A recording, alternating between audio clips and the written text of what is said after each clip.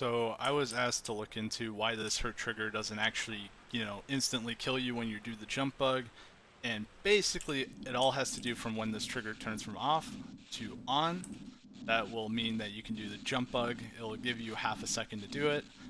The reason for this is because when a trigger is toggled, basically when it goes from off to on or on to off, but in this case it's only from off to on, it will set the trigger to be solid so that you can touch, and then it sets this global variable called force retouch.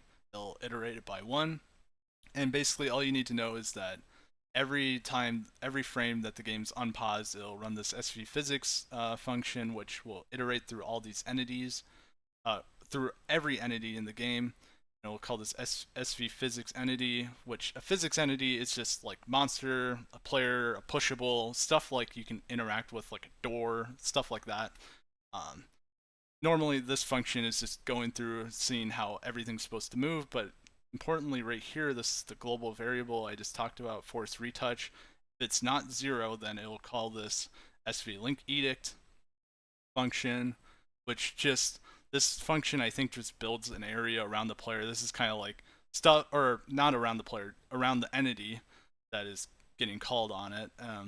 It'll build an area around this entity that that you could possibly interact with. But at the end of it, it will call this SV touch links function, which is just iterating through all the possible triggers near that entity.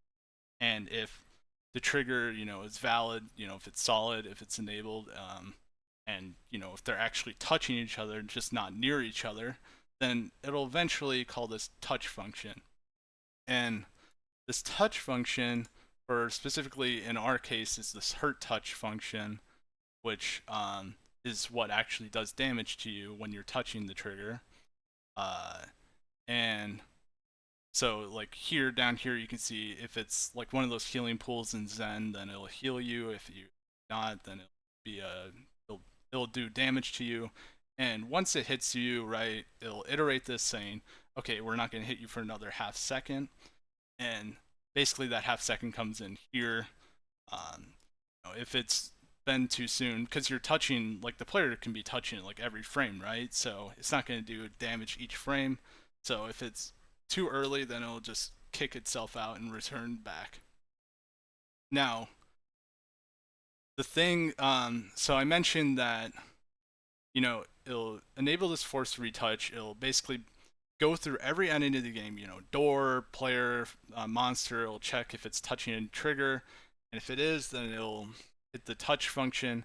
So, and something is hitting this damage, take damage function right here. This, well, something is getting to this point where it's taking damage, and then is setting the trigger. Important here, it's the trigger has the timer of half a second, and not the entity that touched it. So what is tanking the damage? It's basically just this guy down here. If you actually if you like destroy him, you'll actually see that the trigger acts like normal. So it's not like just any iteration, it has to be hitting something. And the reason why, like, why doesn't this guy just tank damage all the time and this trigger just never do damage? Well, a weird thing is that these monsters and, like, I think anything that's non-player will only take damage when it's moving. So here, every time the scientist is taking damage, it's actually when one of those triggers is turning from off to on. But if you see, if I get him to start moving, he'll start taking damage. Oh wait, I'm in the trigger. He'll start taking damage every half second, like normal.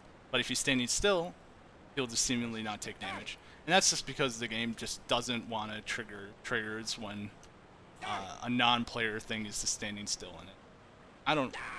I'm sure there's a good reason for it, but yeah.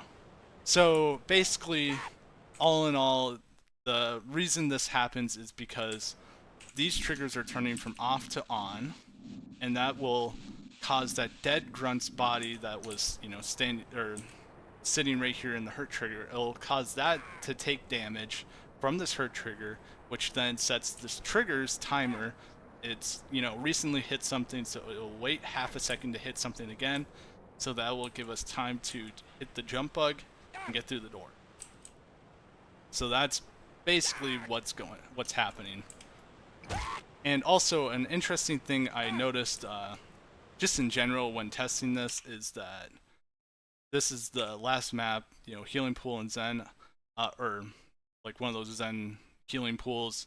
I noticed that if you're paused on the frame that it does damage to you, you can see my health is 29.